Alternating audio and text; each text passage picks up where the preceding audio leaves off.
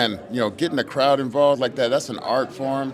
And that made, man, I was into it too. That was so awesome to see how he just brought the crowd up. And he was like, this is my house. This is, it's like, that's what it's all about, man. I loved it.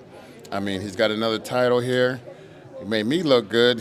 Hello guys, तो मैं ले आया हूँ body building की बहुत सारी नई updates और आज की वीडियो में बात करते हैं स्टार्ट निक वॉकर से। तो निक वॉकर ने गाइस अभी रिसेंटली ये फिजिक अपडेट शेयर करी है और यहाँ पर निक की इस अपडेट के अंदर guys he is looking straight out of an anime show. मतलब एक जाइगेंटिक मास मॉन्स्टर यहाँ पर ये लग रहे हैं। बहुत ही जबरदस्त राउंडनेस, बहुत ही जबरदस्त फुलनेस इनके मसल्स में विजिबल हो रही है। आई थिंक न्यूयॉर्क प्रो से भी बेटर यहाँ पर ये लग रहा है। मसल्स में सेपरेशन भी काफी अच्छी आ रही है और आर्म्स का साइज देखो गाइस कितना जाइगेंटिक सा लग रहा है। But I really want to see him come on stage this way. मतलब मैं चाहता हूँ इसकी स्टेज पर ये इसी तरह से आए, ये फ्रीकीनेस ये लेकर आए और ज्यादा मैसिव तरीके से आए और उसके बाद गाइस तब जाकर आई थिंक कुछ चेंज हो सकता है। बिकॉज अब तो चीजें, अब क्राइटेरिया बहुत ज्यादा चेंज होता जा रहा है जिस तरह से रिजल्ट्स बताए गए हैं शो के अंदर। बाकी आपको ये तो याद ही होगा गाइज, आई थिंक आपने ये इंटरव्यू देखा भी नहीं होगा, लेकिन निक का कनेक्ट ऑडियंस के साथ कितना ज्यादा स्ट्रांग था न्यूयॉर्क प्रो में। इस बारे में बॉब ने भी बात करी थी शो के बाद एक इंटरव्यू में कि निक जब स्टेज पर आए थे guys he was totally one with the public. जिस तरह से वो इंटरेक्ट कर रहे थे, जिस तरह से लोगों को उन्होंने अपने पैरों पे खड़ा कर दिया था, जिस तरह से people were interacting with him, that was a different thing. मतलब लोगों को ना पूरी तरह से इन्वॉल्व कर दिया था अपनी पोजिंग के अंदर, इन्होंने पूरी तरह से फायर अप कर दिया था पब्लिक को। और देखो आप यहाँ पर किस तरह का माहौल इन्होंने बना दिया था। तो ये एक चीज का आई थिंक निक वॉकर बहुत अच्छे से बखूबी कर लेते हैं। एक ये चीज, एक ये करिश्मा मैंने गुड वीटो के अंदर भी देखा है गाइस। वो भी जब पोस्ट करते हैं ना बहुत ही पैशनेट वे में करते हैं, बहुत ही ज्यादा ट्राई करते हैं पब्लिक को अपने साथ कनेक्ट करने की। तो एनीवेज बात अभी निक की हो रही है, तो निक गाइस ये चीज बहुत अच्छे से करते हैं और बहुत ही अच्छा लगता है। और बहुत सारे एथलीट्स बहुत जबरदस्त फिजिक के साथ आते हैं, उसके बाद भी ये करिश्मा, आई थिंक ये एक चीज ऐसी है जो आप क्रिएट नहीं कर सकते, ये आपके अंदर होता है या नहीं होता है। तो निक के साथ वो फायर, वो पैशन दिखता है स्टेज पे जब वो होते हैं और इस चीज को गाइस सब लोग पसंद करते हैं। बिकॉज यहाँ पर देखो इंटरव्यू में भी इस चीज के बारे में बात करी गई। बाकी अब निक की फिजिक के बारे में बात करें गाइस तो बहुत ही इंप्रेसिव यहाँ पर लग रही है। बट उसके साथ गाइस अब जिस तरह का क्राइटेरिया हो रहा है ना, तो a lot of people are suggesting कि रॉली विंकलर की टेक्निक को इनको फॉलो करना चाहिए। बिकॉज रॉली विंकलर ने एक टाइम पर गाइस अपनी वाइड वेस्ट को भी काफी हद तक कंट्रोल कर लिया था, काफी हद तक उसकी थिकनेस रिड्यूस कर दी थी और उसके बाद इनको काफी ज्यादा बेनिफिट हुआ था। वो थर्ड भी आए थे मिस्टर ओलंपिया में। तो लोग तो गाइस यही कह रहे हैं कि रॉली विंकलर अगर ये चीज कर सकते हैं तो देयर इज अ पॉसिबिलिटी कि निक वॉकर भी अगर ऐसा कुछ टेक्निक फॉलो करें, कुछ ऐसी बेल्ट लगाने वाली टेक्निक फॉलो करें जो रॉली ने फॉलो करी थी, तो ये चीज उनके लिए भी पॉसिबल है। अब मुझे नहीं पता गाइस कहां तक ये पॉसिबल है, कहां तक इसी चीज को जिसके बारे में लोग बात कर रहे हैं रॉली विंकलर की हेल्प करी थी इसी ने। लेकिन हाँ,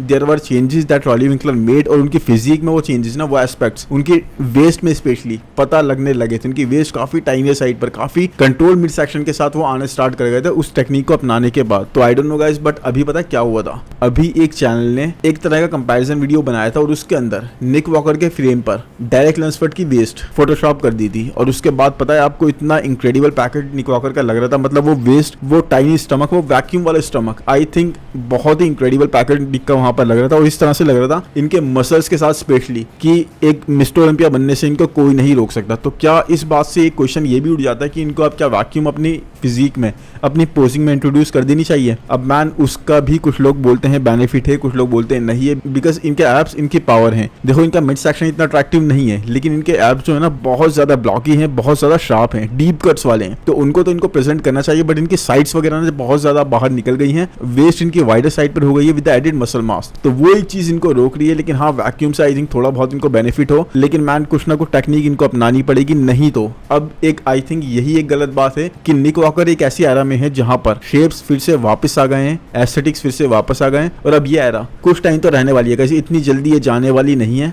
तो ये चीज यहाँ पर रहेगी। बाकी एक और बहुत ही स्पेशल अनाउंसमेंट या चीज मैं आपको बताना जरूर चाहता था कि 4 जून को गाइस, 4 जून को है ओलंपिया टीवी का एक शो जहां पर एक साथ वर्कआउट करेंगे। पता है कौन कौन? डायरेक्ट लंसफर्ड, सैमसन डॉडा और निक वॉकर। तो ये वर्कआउट वीडियो देखने में बहुत ही मजा आएगा। इसको मैं पूरी तरह से कवर करूंगा। आपको याद होगा इससे पहले डायरेक्ट लंसफर्ड और सैमसन डॉडा पहले भी एक साथ ट्रेन कर चुके हैं, एक साथ वर्कआउट कर चुके हैं ओलंपिया टीवी के एक पॉडकास्ट में, जहां पर डायरेक्ट लंसफर्ड ने सैमसन डॉडा को इन टर्म्स ऑफ मास पूरी तरह से खा लिया था। और साथ में गाइस आपको ये भी याद होगा रिसेंटली अभी एक वर्कआउट वीडियो आया था जिसके अंदर वेस्ली विसर्स, रमॉन डीनो, उर्स केल्सिंस्की और क्रिस बमस्टेड ये चारों एक साथ ट्रेन कर रहे थे। और साथ में हमने ये भी देखा था कि जेरेमी बॉन्दी और एरिन बैंक्स का वर्कआउट वीडियो कितना जबरदस्त रहा था। उस पर तो काफी ज्यादा व्यूज आए थे। तो वही है गाइस, ओलंपिया टीवी काफी एक ना आपकी राइवलरीज को लेके या फिर आपके जो टफ कंपेटिटर्स होते हैं उनको लेके काफी अच्छा वीडियो बनाते हैं, काफी अच्छा ट्रेनिंग वर्कआउट वीडियो बनाते हैं ताकि एक हाइप बन जाए उस चीज को लेके। और वही चीज वो इस बार दोबारा करने की कोशिश कर रहा हूँ। इस बार उन्होंने 3 एथलीट्स को चूज करा है। आई थिंक हार्डी को यहाँ पर इसलिए नहीं चूज करा गया बिकॉज वीजा का इशू उनके साथ बहुत ज्यादा है और आई थिंक मिस्टर ओलंपिया के टाइम पर ही उनको काफी ज्यादा आना है, तो ये चीज पॉसिबल थी ही नहीं। बाकी सैमसन, निक और डेरेक का वर्कआउट वीडियो देखने में मैन बहुत ही मजा आएगा। देखो डेरेक बहुत अच्छा वर्कआउट करते हैं, सैमसन भी अच्छा करते हैं, बट निक की form is incredible when it comes to workout.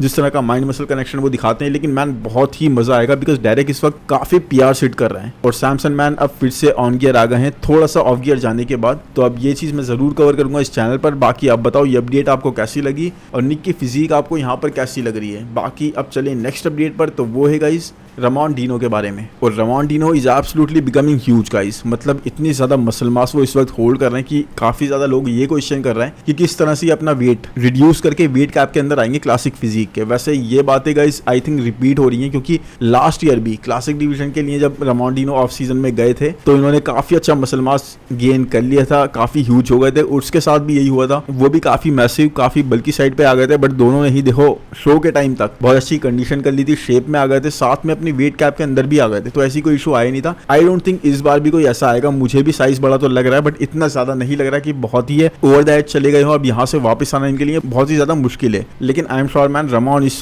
साल लास्ट ईयर से भी ज्यादा खुश को पुश करके आएंगे और बहुत ही इंक्रेडिबल। और आई थिंक बेस्ट पैकेज हमको रमॉन डिनो का देखने को मिलेगा इस साल बिकॉज देखो लास्ट ईयर ही इन्होंने काफी ज्यादा पुश करा था जैसा किसी ने एक्सपेक्ट करा ही नहीं था। इनकी कोई अपडेट नहीं आ रही थी लास्ट 3-4 महीने में, उसके बाद एकदम से स्टेज पर आए और एक बहुत ही टाइनी वेस्ट के साथ बहुत अमेजिंग पैकेज ये लेकर आए थे और काफी अच्छा शेप ये कैरी कर रहे थे। लेकिन मैन इस बार तो टारगेट एक अलग ही है। देखो लास्ट ईयर तक रमॉन डिनो चेस कर रहे थे क्रिस बमस्टेड को, उससे पहले टायरंस रफिन चेस कर रहे थे क्रिस बमस्टेड को, उससे पहले ब्रियॉन एंसली चेस कर रहे थे क्रिस बमस्टेड को। लेकिन इस बार पता है क्या है, इस बार टारगेट क्रिस बमस्टेड नहीं है, इस बार रमॉन डिनो चेस कर रहे हैं वेस्ली विजर्ड्स को। और वेस्ली विजर्ड्स क्या चेस कर रहे हैं, वो चेस कर रहे हैं किस तरह से मैं रमॉन डिनो को बीट कर दूं दोबारा से। तो मैन ये दोनों आपस में ही लग गए, इस बार वही सिचुएशन है। देखो उर्स केल्सिंस्की और ब्रियॉन एंसली ये दोनों आपस में भिड़ेंगे एक दूसरे के ऊपर प्लेस होने के लिए। इन दोनों की अलग बैटल चलेगी। यहाँ पर रमॉन डिनो और वेस्ली विजर्ड्स इन दोनों की अलग बैटल चलेगी, कौन सेकंड पे प्लेस होगा, कौन ऊपर प्लेस होगा, हम दोनों में से। तो क्रिस बमस्टेड तो टारगेट है ही नहीं इस बार। पिछले साल रमॉन डिनो को देखो हम मान सकते थे,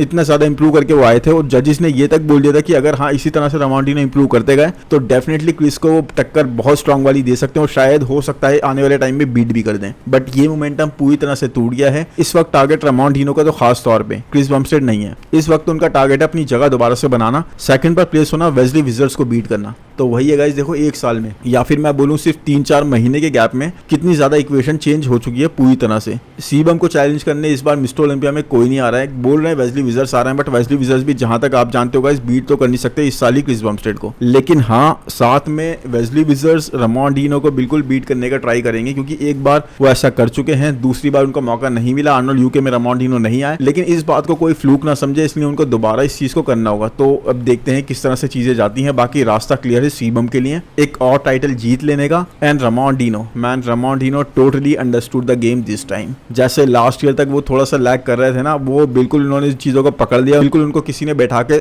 समझा दिया कि भाई ये चीजें करनी बहुत जरूरी हो, ये चीजें मैटर करती हैं। ठीक है आप फिजिक अच्छी लाते हो, ठीक है आप बहुत अच्छा पैकेज ला रहे हो, आप कंडीशन आ रहे हो, हर चीज कर रहे हो, लेकिन बाकी और भी सारी चीजें देखो पॉलिटिक्स प्ले करती हैं और वहां पर आपको ये चीजें करनी बहुत जरूरी है। और इसीलिए गाइस रमॉन डिनो इस बार हमें काफी ज्यादा गेस्ट पोजिंग करते हुए दिखना है। अभी रिसेंटली भी हमें दिखे थे, उसके बाद अपीयरेंस बहुत ज्यादा करी इन्होंने, प्रमोशंस में जा रहे हैं, पॉडकास्ट वगैरह अटेंड कर रहे हैं और आई थिंक ये चीजें बहुत जरूरी है। एक बहुत ही अच्छी अप्रोच रमॉन डिनो ने फॉलो करनी स्टार्ट कर दी। इनको पता लग गया कि मैन ये सब चीजें करनी है ना, अगर मुझे क्लासिक फिजिक का किसी तरह से आइकन बनना है या फिर क्रिस के बाद मुझे क्रिस की जगह लेनी है, तो क्रिस को देखो क्या क्या कर रहा है, किस तरह से वो अटेंडेंस देते हैं हर जगह पर, कितने इवेंट्स अटेंड करते हैं, कितनी जगह प्रमोशन करते हैं, कितनी जगह लोगों के दिलों में अपनी जगह बना रखी है, इतने ज्यादा फॉलोअर्स ऐसे ही तो नहीं मिल गए ना, राइट। तो वही चीजें अब इन लोगों को करनी होगी। वेस्ली विजर्ड्स इस चीज में काफी आगे हैं ऑलरेडी और लैंग्वेज को गैप भी नहीं है, लोग उन्हें बहुत ज्यादा पसंद कर रहे हैं। बाकी रमॉन डिनो ने भी इस चीज को स्टार्ट कर दिया। अब अगर देखो वेस्ली विजर्ड्स की बात करें गाइस, तो वेस्ली की अपडेट भी बहुत अच्छी है। ही इज लुकिंग रियली बिगर और जैसे ही इन्होंने आर्नोल्ड क्लासिक यूके जीता ना मैन, फौरन से विदाउट वेस्टिंग एनी टाइम इन्होंने साइज गेन करना स्टार्ट कर दिया। ये चलेगा ऑफ सीजन में। इनको पता था मैन इंप्रूवमेंट्स करनी बहुत ज्यादा जरूरी है। क्रिस के लिए अगर मुझे कोई कंटेंडर समझ रहा है, चाहे मैं बीट ना कर पाऊं बट मैं अपना बेस्ट पैकेज लेकर आऊंगा, ये मेरी रेस्पॉन्सिबिलिटी बनती है।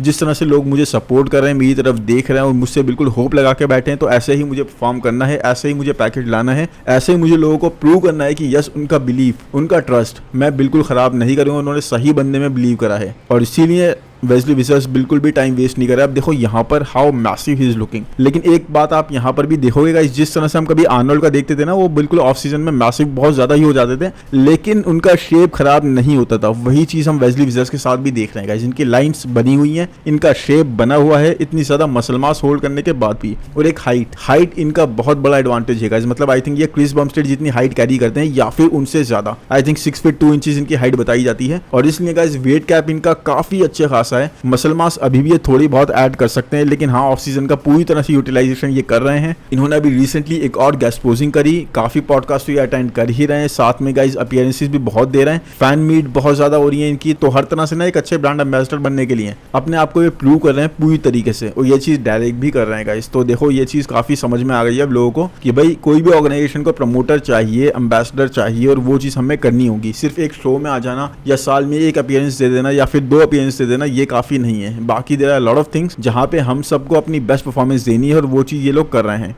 और इस वक्त गाइस वेस्ली डेफिनेटली इस वक्त he is being like the most. मतलब क्रिस बमस्टेड के बाद अगर कोई एथलीट इतना ज्यादा पसंद करा जा रहा है ना क्लासिक डिवीजन का, तो वो है वेस्ली विजर्स। एब्सोल्युटली एक कल्ट सी बन गई है इनकी, लोग बहुत ज्यादा पसंद कर रहे हैं। और खास तौर पे इस बात का रीजन ये भी है गाइस कि बहुत ज्यादा लंबे टाइम तक नहीं ये ओवरलुक होते रहे, और इसीलिए जब इनका टाइम आया तो लोगों ने बहुत ज्यादा सपोर्ट दिखाई कि man we believed in you. हमने काफी टाइम तक देखा कि तुम बहुत ज्यादा ओवरलुक हो रहे थे, बहुत ज्यादा पोटेंशियल रखते हुए भी, तो अब जब तुम्हारा टाइम आया है, अब हम तुम्हें पूरी तरह से सपोर्ट करेंगे। काफी लोग तो ये भी बोल रहे हैं कि इसको इनको बीट कर देना चाहिए। मतलब देख रहे हो आप सपोर्ट कितनी स्ट्रांग हो रही है इनको लेके। आई थिंक मैं इसमें कुछ गलत नहीं समझता सपोर्ट में। मैन बहुत अच्छे पर्सन है, बहुत अच्छे ह्यूमन बीइंग है, एक अच्छे क्लासिक फिजिक एथलीट होने के साथ साथ बहुत ही पोलाइट है, नॉलेज का ज्ञान का भंडार है ये, और साथ में बहुत ही पोलाइटली, बहुत ही रेस्पेक्टेबल वे में, डिग्निफाइड वे में सबसे बातें करते हैं, बहुत ज्यादा सपोर्ट करते हैं, बहुत फ्रेंडली वे में सबसे मिलते हैं अपने फैंस से। एक जो चीज लोगों को पसंद आती है ना, वही चीज ये पूरी तरीके से कर रहे हैं। अब ये चीज देखो डायरेक्ट भी करते हैं, ये चीज निक भी बहुत अच्छे से करते हैं, सीमम भी बहुत अच्छे से करते हैं, वो वेस्ली तो मैन बिल्कुल जान लगा रहे हैं इस चीज के अंदर।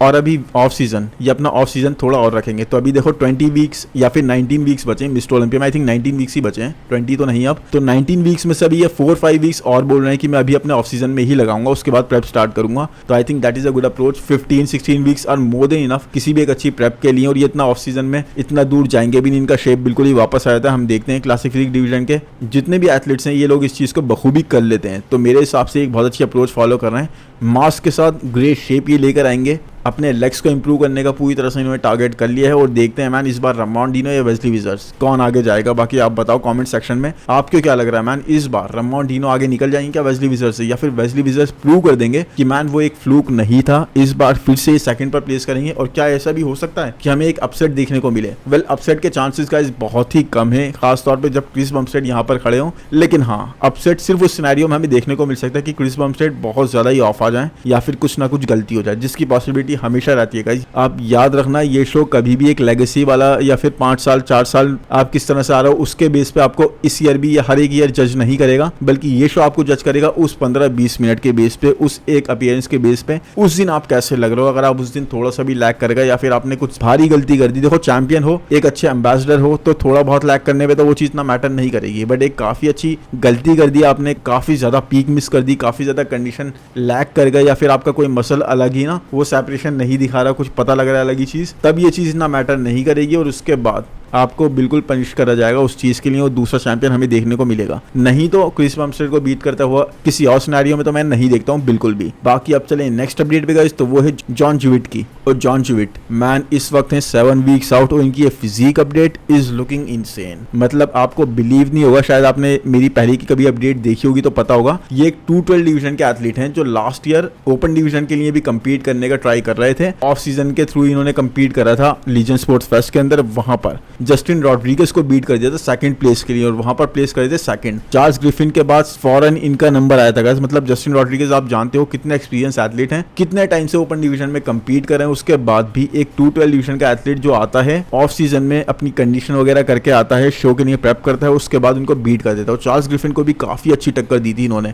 वैसे वो बात अलग है कि चार्ल्स ग्रिफिन का पैक्ट ईयर जो हो गया था उसकी वजह से काफी उनको कमी वहां पर भी लगी होगी, लेकिन मैन एक बहुत ही कंडीशन पैकेज ये लेकर आया था। और इस बार 7 वीक्स आउट फिजिक अपडेट में ही इज लुकिंग टोटली डेंजरस। मतलब टू बी ऑनेस्ट गाइस, बहुत ज्यादा प्रोज ऐसे हैं जो 1 वीक आउट या 2 वीक्स आउट अपडेट में भी इस तरह से नहीं जैसे कि ये दिख रहा है 7 वीक्स आउट अपडेट में। 212 डिवीजन से ओपन में स्विच करना एक बहुत ही इंक्रेडिबल डिसीजन था इनका, इन्होंने बहुत अच्छे से लिया। अभी काफी देखो इनकी फिजिक में वो ग्रेनीनेस पता लग रही है, जबकि इतने टाइम से ये स्पोर्ट को फॉलो नहीं कर रहे हैं, काफी लंबे टाइम से कम्पीट नहीं कर रहे हैं, उसके बाद भी वो ग्रेनीनेस आ रही है और साथ में गाइस वो मसल हार्डनेस ना पता लग रही है इनकी फिजिक में। अब ये बहुत ज्यादा वेल एजुकेटेड है, इनको पीडी यूज बिल्कुल पूरी तरह से पता है, कोचिंग वगैरह भी ये प्रोवाइड करते हैं और अपने जो भी ये प्रोटोकॉल यूज कर रहे हैं उसके बारे में बड़े ओपनली अपनी सोशल मीडिया पर, अपने इंस्टा वॉल पर बताते हैं कि अब मैं कार्ब्स इतने यूज कर रहा हूँ, अब मैंने इस चीज को इतना इंजेक्ट करना स्टार्ट करा है, हर एक चीज के बारे में। तो काफी अच्छे नॉलेजेबल है गाइस, और इसीलिए इनकी फिजिक में चेंजेस जो आ रहे हैं ना बहुत ही इंक्रेडिबल आ रहे हैं। अपने आप जब आपको पता होती है ना, आपकी एक एथलीट की खुद की इन्फॉर्मेशन जब यूज होती है अपनी फिजिक पे, वो जानता है मेरी फिजिक किस तरह से रिएक्ट करती है,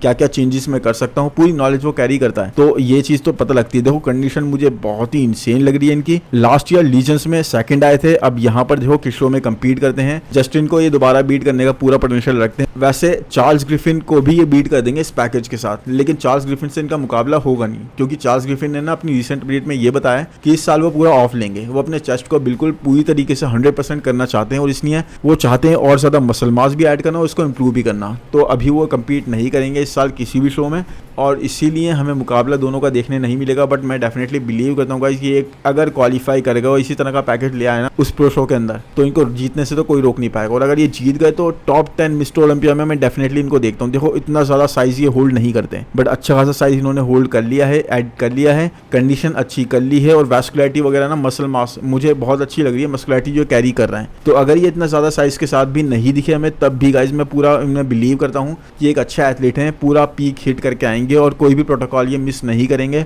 एक ऐसा एथलीट जिन पे बैट करी जा सकती है। बाकी आप बताओ, क्या ये प्रेडिक्शन मैंने बहुत ज़्यादा जल्दी कर दी कि टॉप 10 के एथलीट ये बन सकते हैं अगर क्वालिफाई करके इसी तरह का पैकेज लिया है? ये तो खैर हम कमेंट सेक्शन में डिस्कस कर ही लेंगे। बाकी मैं तो बहुत इंप्रेस्ड हूँ इनकी फिजिक से। Anyways guys, and I hope guys ये वीडियो आपको पसंद आए होगा, मेरे एफर्ट्स पसंद आए होंगे, तो प्लीज़ जल्दी से बिल्कुल भी कंजूसी करे बिना वीडियो को लाइक कर दो, चैनल को सब्सक्राइब कर दो, नोटिफिकेशन बेल को दबाना बिल्कुल भी मत भूलो, ताकि जैसे ही वीडियो आए आप तक अपडेट्स आती रहें। साथ में गाइज कॉमेंट सेक्शन में ज़रूर बताओ ये वीडियो आपको कैसा लगा, किसकी अपडेट्स आपको पसंद आई, किसकी अपडेट्स और मुझे कवर करते हुए आप देखना चाहते हो। बाकी मिलते हैं नेक्स्ट वीडियो में। Thank you, bye bye.